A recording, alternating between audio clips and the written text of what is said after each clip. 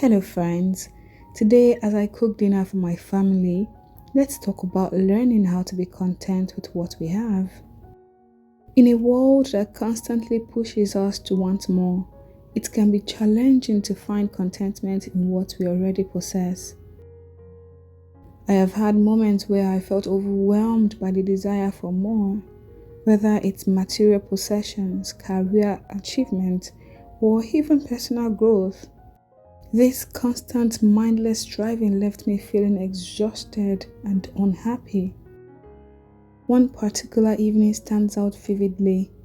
After dinner, while Gabby was getting ready for bed, I found myself scrolling through Instagram, bombarded by images of luxurious vacations, beautifully decorated homes, and seemingly flawless lives.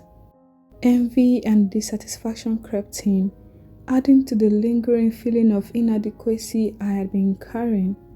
I caught myself immediately and had come to realize that my constant pursuit of more had begun to overshadow my gratitude for what I already had. As I gazed around our living space, which was imperfect yet filled with love and memories, it dawned on me that by staying present and mindful, I could truly discover happiness in the present moment. I could choose to focus on what I possessed instead of what I was missing.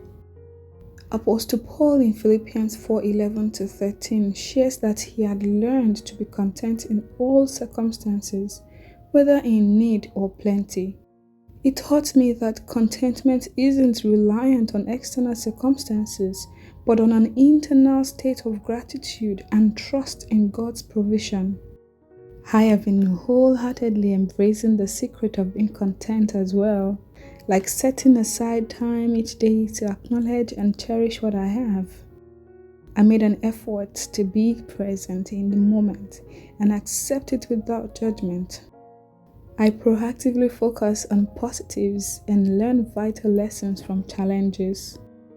I avoid excessive desires and derive immense joy from life's simple pleasures. I diligently nurture a robust inner life through meditation on the Word, prayer, and reflection. Although I am still on the journey to where I want to be, I am resolute in showing kindness to myself and affirming my own worth on the way.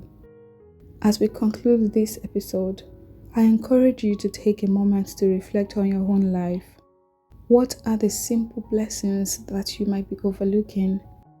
How can you shift your focus from what you lack to what you already have? Also, kindly share with us any other ways to find contentment in the present as we work hard for the future while trusting God in the process. Thank you so much for joining me today. Take care and cherish the beautiful moments in your life. Sending you love and warm hugs.